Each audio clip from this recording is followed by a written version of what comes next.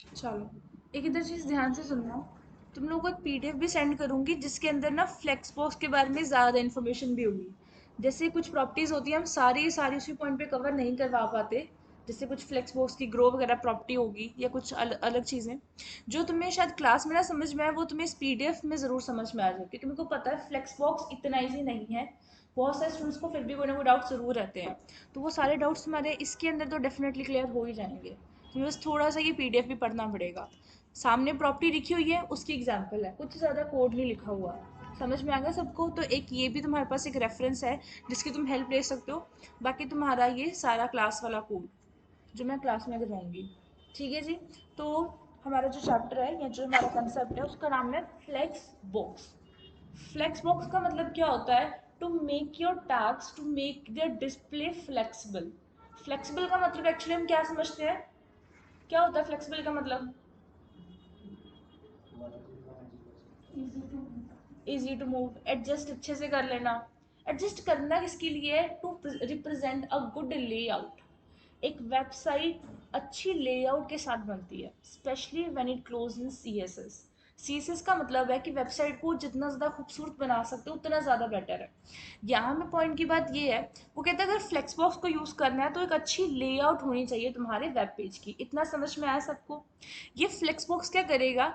ये हमारे जितने भी एलिमेंट्स होंगे उनकी जो डिस्प्ले ब्लॉक होगी, इनलाइन होगी, इनलाइन ब्लॉक होगी, उनकी डिस्प्ले को थोड़ा फ्लेक्सिबल बनाएगा, ताकि आपके ब्लॉक लेवल एलिमेंट भी और इनलाइन एलिमेंट भी एक ही जगह एडजस्ट हो सके।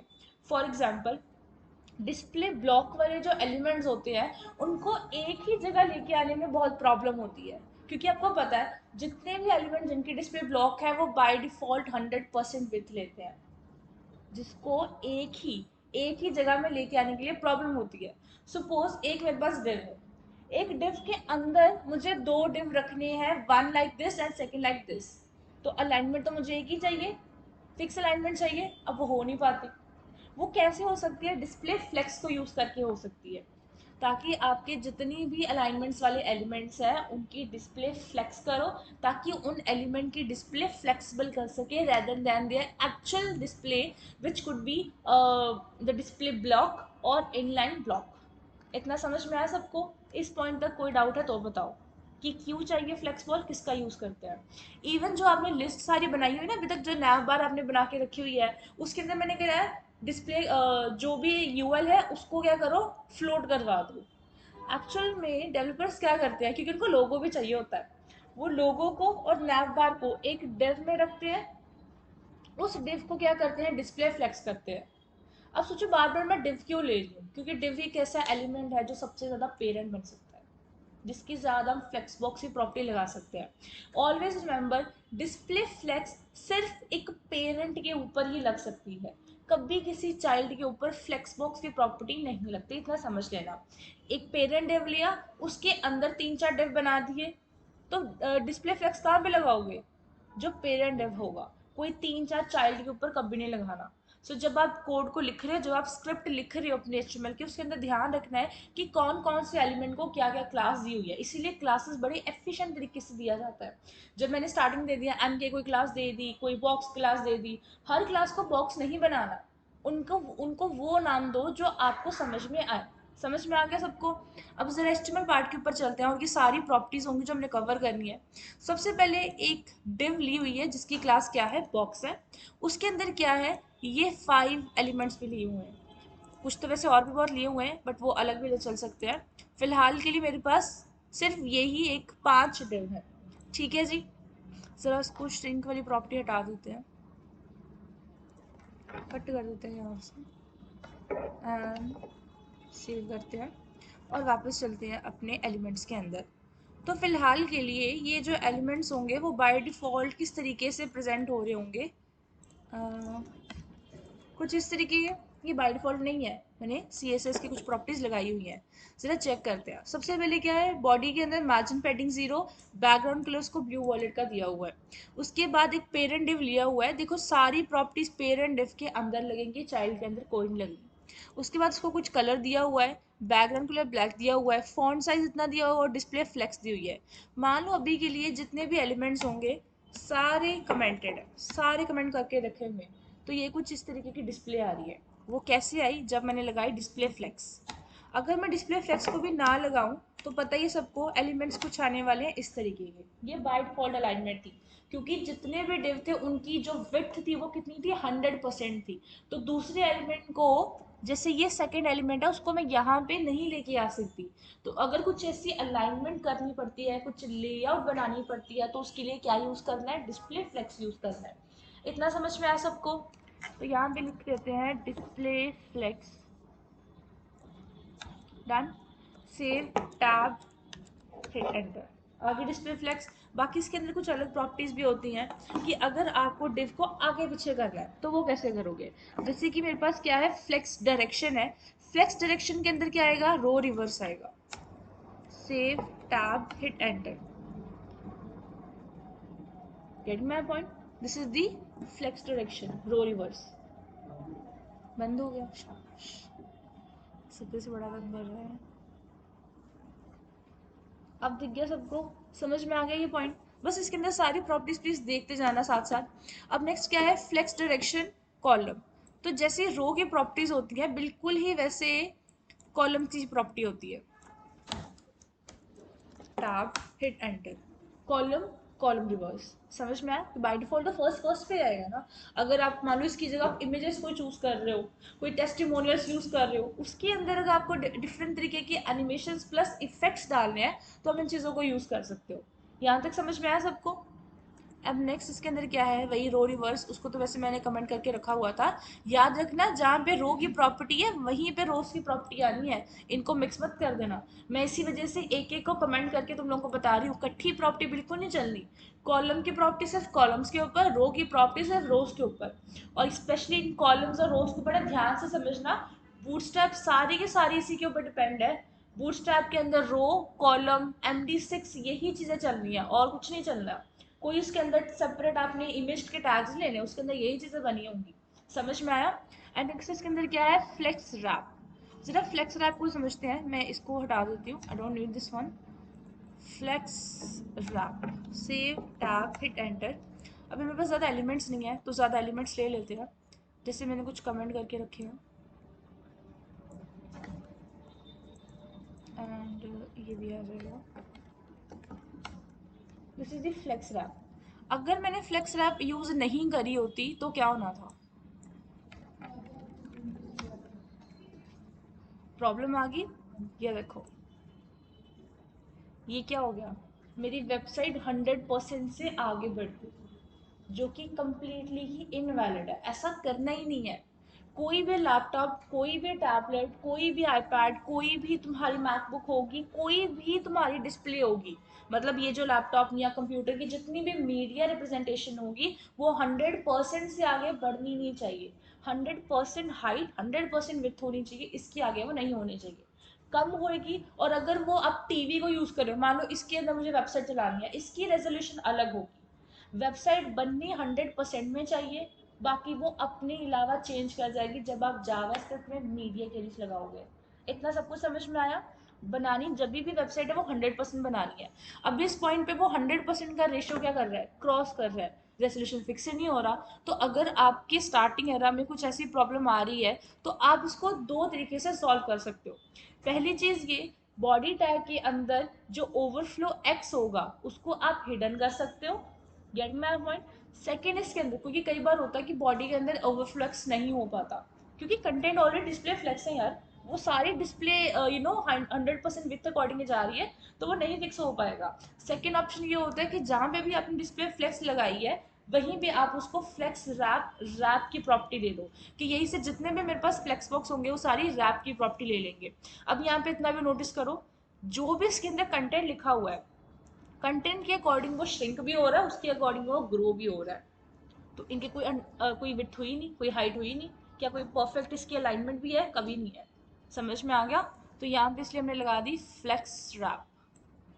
अगर नो रैप लगाओगे तो क्या होगा, देखो सारी प्रॉपर्टी सेम ही है। अगर आपको नो रैप लगाई होगी तो किसी भी पेरेंट के ऊपर आप लगा सकते हो नो रैप। कोई इफेक्ट आया? लेकिन अगर बाय डिफॉल्ट, क्योंकि कई सिस्टम्स ऐसे भी होते हैं, मान लो कोई गूगल के पुराने वर्जन यूज़ कर रहे हैं, या फिर स्पेशली एक केस होता है फायरफॉक्स के अंदर, कोई अगर फायरफॉक्स के अंदर ये चीज़ यूज़ कर रहा है, फायरफॉक्स बाय डिफॉल्ट जो अलाइनमेंट होती है वो रैप की ही रहती है। It depends upon the versions. वो कैसे क्यों होता है, बट बाय डिफॉल्ट कैसे हो गया? ऐसा नहीं कि गूगल वालों ने कोई फीचर डाला होता है, कभी नहीं होता। Depends upon the resolution. ये सारी चीज़ें रेजोल्यूशन के ऊपर डिपेंड है। गूगल वाली कंपनी तुम जैसे बिगिनर्स के लिए ये काम कभी नहीं करेगी कि वो बाय डिफॉल्ट गूगल के अंदर डाल के फ्लेक्स रैप प्रॉपर्टी सेट कर दे। ऐसा कभी नहीं हो सकता। It depends upon the resolution. Her media का रेजोल्यूशन डिपेंड करता है। इतना समझ में आया? तो अगर ऐसी प्रॉपर्टी है तो आप उसको बाय डिफॉल्ट नो रैप कर सकते हो। फिलहाल तो मुझे रैप चाहिए इसके अंदर, तो मैं वही इसके अंदर कर रही हूँ। अगर मान लो इसके अंदर हम रैप रिवर्स कर रहे हैं तो क्या इफेक्ट होगा? तो रैप रिवर्स से ये इफेक्ट होगा। अगर यही चीज़ें कॉलम में होती तो कॉलम रिवर्स होना था। ठीक है जी। तो प्रॉपर्टी में यहाँ पे मैंने लिखी हुई है फ्लेक्स फ्लो के अंदर कॉलम रिवर्स। पहली चीज़ तो ये कि जो फ्लेक्स फ्लो है वो एक शॉर्ट हैंड प्रॉपर्टी है फ्लेक्स रैप की और फ्लेक्स डायरेक्शन की। ये जो फ्लेक्स फ्लो होती है, क्योंकि मान लो दो चीज़ें आपको अलग अलग लगानी पड़ रही है। Gate my point? जैसे आप कुछ भी स्पेसेस देते हो, एक एक करके स्पेसेस देते हो मार्जिन की, वही आप शॉर्ट एंड प्रॉपर्टी मार्जिन लगाओ तो चारों तरीके की स्पेसेस आप सेट कर सकते हो। चाहे उसके अंदर आप चार वैल्यू दो, चाहे तीन दो, चाहे दो दो, वो आपके ऊपर डिपेंड है। Getting my point? वैसे ही प्रॉपर्टी है, वो कहते हैं कुछ ऐसी प्रॉपर्टी भी हो जो इसका और इसका दोनों का मिश्रण हो। तो फ्लेक्स फ्लो एक ऐसी प्रॉपर्टी है जो दोनों फ्लेक्स रैप और फ्लेक्स डायरेक्शन का मिश्रण है। समझ में आ गया सबको? बट ये भी बता दो, इट्स क्वाइट डिफिकल्ट। दो प्रॉपर्टीज के अंदर लगा रहे हो तो जब अलाइनमेंट सेट करोगे ना तो एक एक चीजें सेट करनी पड़ेगी फिर इसके अंदर। ऑलवेज रिमेंबर कि जब भी कोई प्रोजेक्ट बना रहे हो, कोई भी वेब पेज बना रहे हो, मार्जिन पैडिंग से सबसे पहले छुटकारा ले लो। Gate my point? क्योंकि जो भी बाय डिफॉल्ट स्पेस लेके आएगा, अब वो केवल स्पेस नहीं लेके आ रहा, वो अपने डिस्प्ले भी लेके आ रहा है, चाहे वो इनलाइन हो चाहे वो ब्लॉक हो। And for you people it's quite difficult. आपके लिए क्या, किसी के लिए भी डिफिकल्ट होएगा किसी भी एलिमेंट की उसकी डिस्प्ले काउंट करना, उसको आइडेंटिफाई करना। इतना समझ में आया सबको? इस पॉइंट तक कोई डाउट है तो बताओ। No one? ओके। नेक्स्ट इसके अंदर बेस लाइन है। बेस लाइन मैं यहाँ पे नहीं करवाऊंगी, बेस लाइन आपको उधर रेफरेंस में एक बार चेक कर लेना। अगर मैं करवा भी दूंगी तो मुझे पता तुम लोग को उतना समझ में नहीं आने वाला। बेस लाइन एक्चुअली में कंटेंट का बेस लाइन फिक्स करता है। जैसे ये है कि सारे कंटेंट है, इनको बेस लाइन फिक्स कर देता है। फॉर एग्जाम्पल जैसे मान लो ये जो 10 है, 10 इसके अंदर लिखा होता है यहाँ पे। 10 को अगर मैं टेक्स्ट लाइन सेंटर कर दूं तो मार्जिन ऊपर नीचे से राइट लेफ्ट से एकदम सेंटर करके आएगा। बेस लाइन क्या करेगा, उस 10 को यहाँ पे बाकियों के जैसे ऊपर लेके आ जाएगा। Gate my point? इसको एक बार रेफरेंस में जरूर चेक करना, तुम्हें एक्स्ट्रा ही मिलेगा। क्योंकि अगर मैंने यहाँ पे बेस लाइन करा मुझे सारे कंटेंट हिलाने पड़ेंगे। ठीक है जी, इसलिए तुम्हारे पास पीडीएफ भी है, उसके अंदर डायरेक्ट चीजें हैं। जस्टिफाई कंटेंट क्या हो जाएगा, सेंटर हो जाएगा। बाकी की प्रॉपर्टीज को हटाओ, we don't need this one.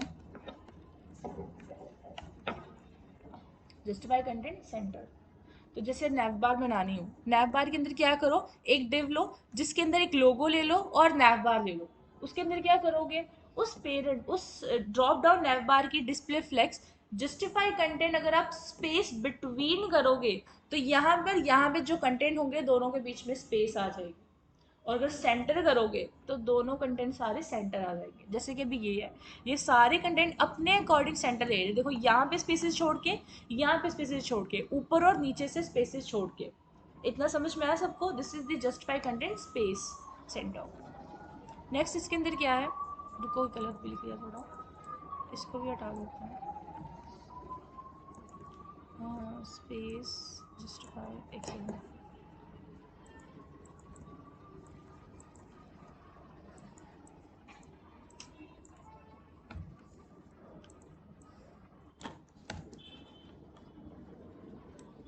Justify content and, उससे सारे एंड में हो जाएंगे। ये देखो, सेकेंड, थ्री, फोर्थ और जो फर्स्ट एलिमेंट होगा वो लास्ट पे चला जाएगा। कहाँ पे गया, सेकेंड, थर्ड, फोर्थ, 10, 9, 10, 11। मैंने ऑलमोस्ट लो करके रखा शायद, बट जो भी फर्स्ट एलिमेंट होगा वो अल्टीमेटली लास्ट पे चला जाएगा। सिर्फ फर्स्ट एलिमेंट, बाकी सारे नहीं। फ्लेक्स्ड कंटेंट किससे, जिस कर्म का जाओ।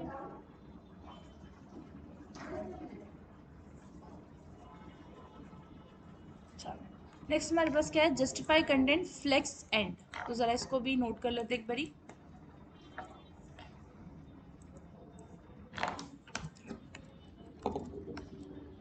फ्लेक्स एंड से भी वही सेम प्रॉपर्टी है, एक्चुअली थोड़ी अलग लगानी पड़ेगी, एक बार रेफरेंसेस ज़रूर चेक कर लेना। ठीक है जी, सारी प्रॉपर्टीज़ क्योंकि मुझे सारा हिलाना पड़ेगा। जस्टिफाई कंटेंट लेफ्ट से क्या होगा, एनी गेस? हाँ जी, जस्टिफाई कंटेंट अगर लेफ्ट लगाओगे तो क्या होगा, लेफ्ट से। अगर राइट लगाओगे ऑफ कोर्स करेगा।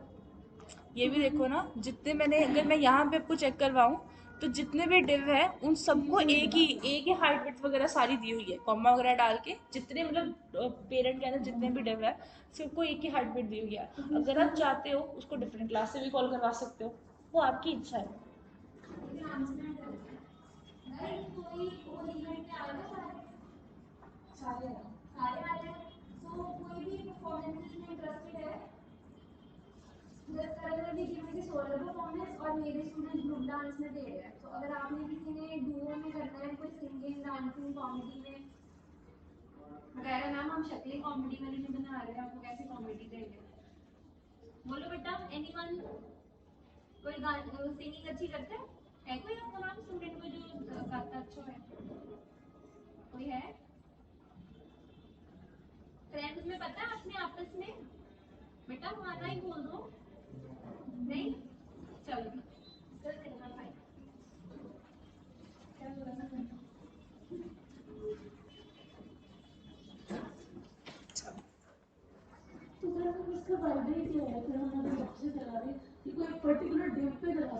जरूरी थोड़ा ना कि जैसे मैंने 11 डिव्स लिए हैं, जरूरी थोड़ा ना कि सबके ऊपर लगाना है।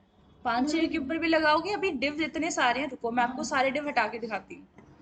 मैं स्टार्टिंग में सिर्फ 5-6 रखूँगी, ये 7 6 8 यहाँ से हटा देती हूँ, और मान लो यही सिर्फ एलिमेंट्स हैं। अब तो नहीं डिस्टर्ब होगा। अब एलिमेंट्स हैं तो उस अकॉर्डिंग ही श्रिंक होंगे, जितने डालोगे एलिमेंट्स। अभी इतने एलिमेंट्स हैं तो वो श्रिंक ही नहीं हो रहे। तो आपको ये देखना पड़ेगा, एक जैसे एक बॉक्स है, उस बॉक्स के अंदर उतने ही एलिमेंट्स फिक्स आ सके। ज़्यादा एलिमेंट्स डालोगे तो पिछले वाले डिस्टर्ब हो जाएंगे, तो एलिमेंट्स ही उतने डालो।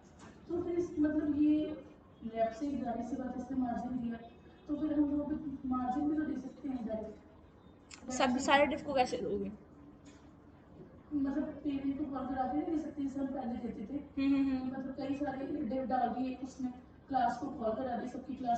आप जो कह रहे हो ना, जो मार्जिन दे रहे हो, फिर वो जो अगर मान लो उसको आपने कोई बैकग्राउंड इमेज दी होगी, ये चीज हर केस के ऊपर अप्लाई नहीं होगा। बैकग्राउंड इमेज होगी तो फिर बैकग्राउंड इमेज को भी देगा। हालांकि बैकग्राउंड इमेज ये कहती है कि उसको फिक्स रखो, उसको सेंट्रलाइज रखो, तो वो उसके ऊपर एप्लीकेबल नहीं हो पाएगा। Getting my point? Anyone else जिसका कोई डाउट होगा? सुन भी रहे हो कि नहीं, सो ही रहे हो? ठीक है जी। नेक्स्ट उसके बाद क्या है, बाकी की प्रॉपर्टीज। लेफ्ट होगा, जैसे लेफ्ट है बिल्कुल वैसे राइट भी है। तो नेक्स्ट राइट है, उसके बाद क्या होगी, स्पेस अराउंड होगी, मतलब जो आपके डेव्स हैं उनके उसके अंदर क्या हो जाएगी, स्पेस अराउंड हो जाएगी। स्पेस अराउंड, जैसे आपको इमेज गैलरी बताई थी, तो इमेज गैलरी इस मेथड से ज़्यादा इजी नहीं है। करना है, डिस्प्ले फ्लेक्स रखनी है, स्पेस अराउंड कर देनी है, और उसके अंदर जो पैराग्राफ्स होंगे, अल्टीमेटली जैसे ये एक डिव है, इसी डिव के नीचे एक पैराग्राफ होगा, तो वो ज़्यादा इफेक्ट भी करेगा। लॉजिक समझ में आया? एनीवन एल्स, किसको कोई डाउट है? ये हो गया स्पेस अराउंड। स्पेस अराउंड मतलब वो चारों साइड से लेगा, अब स्पेस बिटवीन वो कंटेंट के बीच में लेगा, कंटेंट के बीच में। आगे पीछे स्पेस नहीं काउंट करेगा, इनके बीच में स्पेस करेगा। अब आपको ये चीज़ होगी, टेंशन लेने की जरूरत नहीं है कि कितनी स्पेस है, इसलिए तो हमने डिस्प्ले फ्लेक्स को यूज़ करा है। अपने आप अपना वो सारा काम हो। Gate my point? कि जितनी भी स्पेस होगी, यू डोंट हैव टू कोई फंक्शन, कैलकुलेट नाम के फंक्शन लगाने की ज़रूरत नहीं है, कि अगर मुझे डिस्प्ले पूरी फ्लेक्स करनी है, मुझे एकदम सेंट्रलाइज्ड कंटेंट भी चाहिए होंगे और उनके बीच में स्पेस भी चाहिए होगी, और वो भी इवन स्पेस होनी चाहिए, तो आप इस तरीके से यूज़ कर सकते हो। नेक्स्ट इसको यूज़ कर सकते हो स्पेस इवनली, तो कुछ सेम ही प्रॉपर्टीज़ के अंदर आती है, बहुत ज़्यादा फ़र्क नहीं आएगा, बहुत ज़्यादा फर्क नहीं आएगा। जैसे कि आपके पास स्पेस अराउंड था, तो ज़्यादा फर्क नहीं आएगा इसके अंदर। स्पेस इवनली मतलब हर जगह से उसको स्पेस इवनली ही मिलेगी। यहाँ तक क्लियर है एवरीवन? कोई डाउट है तो बताओ। तो फ्लेक्स स्टार्ट कर देंगे इसको। स्ट्रेचेबल प्रॉपर्टी आप उधर रेफरेंस में चेक कर लेना, उसके लिए ज़्यादा एलिमेंट्स डालने पड़ेंगे। बेस लाइन और स्ट्रेच प्रॉपर्टी रेफरेंस में टेस्ट कर लेना। स्टार्ट। एंडिंग करोगे तो एंड से स्पेस आएगी। लॉजिक क्लियर हो गया। अगर मैंने 4-5 एलिमेंट डाले, आप 10 बार एलिमेंट्स को डाल के देखो। फ्लेक्स पॉज, जिसने तो फ्लेक्स पॉज की अच्छे से प्रैक्टिस करी उसको तो कोई डाउट नहीं होगा, बिकॉज ये सिर्फ स्क्रीन पे देखने वाला काम नहीं है। ठीक है जी। एंड उसके बाद यही सारी है, बाकी अलाइन आइटम्स वाली प्रॉपर्टी है। ठीक है जी। अलाइन आइटम्स में क्या हो जाएगा, अलाइन आइटम सेंटर कर दो। रुको उसको यहाँ पे लिखा था, अच्छा ऊपर है। अच्छा एक चीज़ सुनो, जब आपने जस्टिफाई कंटेंट सेंटर करा था तो जितने भी एलिमेंट थे, मतलब 10 से 11-12 एलिमेंट्स मैंने डाले हुए थे, वो इधर आ गए। लेकिन जब जस्टिफाई कंटेंट सेंटर होता है तो जस्टिफिकेशन प्रॉपर्टी आती है। जैसे आपने वर्ड में जस्टिफाई प्रॉपर्टी करा होगा, जस्टिफाई में क्या होता है, वो हर एक टेक्स्ट जो होता है वो इवनली स्प्रेड हो जाता है। तो यहाँ पे जब आपने उसको अलाइन एंटम सेंटर करा, तो वो यहाँ से कुछ स्पेसेस लेके चलेगा, उसको पता मुझे ऊपर और नीचे स्पेसेस छोड़ के यहाँ पे सेंटर देना है। अब उसको चार साइड फर्क नहीं पड़ता, it's not justify content centre, it's align item centre. तो दोनों में फ़र्क है। समझ में आया इतना लॉजिक, प्रैक्टिस करोगे तो चीज़ें समझ में आ जाएगी। सेकेंड हो जाएगा फ्लेक्स अलाइन आइटम्स, एंड के अंदर वही उतनी स्पेसेस उसको इधर मिल जाएगी। एंड में करोगे अभी ऊपर नीचे, पहले आगे पीछे काउंट हो रहा था, अब ऊपर नीचे हो जाएगा। फ्लेक्स आइटम फ्लेक्स एंड, ज़्यादा इफेक्ट क्योंकि ऊपर प्रॉपर्टी लगाई हुई है, फ्लेक्स एंड प्रॉपर्टी है, इसको हटा दो, ज़्यादा इफेक्ट नहीं आया। फ्लेक्स एंड वही एलिमेंट ज़्यादा डाल देना आप, एलिमेंट ज़्यादा से वो थोड़ा फेच हो जाएगा। जैसे फ्लेक्स एंड होगा वैसे फ्लेक्स स्टार्ट होगा, स्टार्टिंग से स्पेस आ जाएगी। अलाइन आइटम नॉर्मल मतलब by default property. Normal property, static property, initial property, देखो तीन प्रॉपर्टीज होती हैं, स्टैटिक, इनिशियल और नॉर्मल, ये तीनों बाय डिफॉल्ट प्रॉपर्टी होती हैं। जैसे इमेजेस के लिए स्टैटिक प्रॉपर्टी होगी, एनिमेशंस के लिए इनिशियल प्रॉपर्टी होगी, ट्रांसफॉर्मेशन के लिए इनिशियल प्रॉपर्टी होगी, और इसके लिए नॉर्मल प्रॉपर्टी होगी, ये बाय डिफॉल्ट रहती है। उसके बाद क्या होता है, last base line, self start, self centre, ये उधर चेक कर लेना रेफरेंसेस के अंदर। इतना समझ में आ गया सब कुछ। और एक चीज़ तुम लोगों ने क्या करनी है, मेरे पास वो होना चाहिए, एक असाइनमेंट है तुम लोगों की, तुमने वो बनानी है।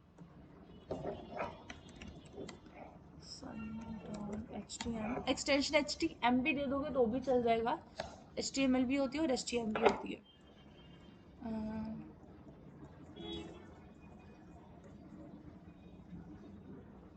एक सेकेंड,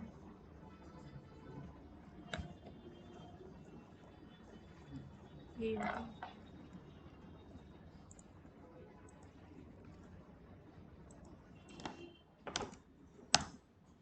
ये एक नोटिस कर पा रहे हो, ये अबाउट पेज का लेआउट है। Gate my point. About page के अंदर जैसे तुम्हारा यहाँ पे इमेज आ गया, फिलहाल मेरी इमेज नहीं यहाँ पे आ पा रही क्योंकि ये फाइल कुछ और है। ये इमेज होगी और यहाँ पे ये सारे इस तरीके से नाम होंगे। यहाँ पे आपका बेसिक इन्फॉर्मेशन होगी और यहाँ पे आपकी वो 3 साइड्स वाले कंटेंट होंगे। जो एक रिजर्व रहेगा सोशल मीडिया हैंडल्स के लिए, दूसरा रहेगा अदर्स लिंक के लिए, तीसरा रहेगा तुम्हारे कुछ फ़ोन नंबर्स के लिए। जो भी तुम्हारे लिंक्स लगने हैं वो तुम्हारी इच्छा है, क्या लगा सकते हो। कोई एड्रेसेस देने हैं, जैसे मान लो पैलेस का एड्रेस देना है, मैंशन का एड्रेस देना है, कुछ भी लगा सकते हो। कोई टेलीग्राम के चैनल देने हैं, व्हाट्सएप ग्रुप देना है, दैट्स ऑन यू गाइस। समझ में आ गया। तो ये टेम्पलेट है, इसको टेम्पलेट ही समझो। ये टेम्पलेट मैं तुम्हें सेंड भी कर दूंगी। यहाँ तक क्लियर हुआ, और अपने आगे के पेजेस के ऊपर फोकस करो। विद इन द वीक और 2 वीक्स एनिमेशन ट्रांसमिशन भी स्टार्ट हो जाने हैं। करते करते भी होली के बाद तुम्हारी जावास्क्रिप्ट स्टार्ट हो जानी है। ठीक है जी। थोड़ा स्टार्टिंग अप्रैल मानो, स्टार्टिंग में जावास्क्रिप्ट स्टार्ट हो जानी है, तो थोड़ा अपने आप को इसके अंदर बना के चलना। यहाँ तक क्लियर हो गया। किसी को आज के लेक्चर में डाउट है तो बताओ। No one, okay. Screen off कर रही हूँ मैं।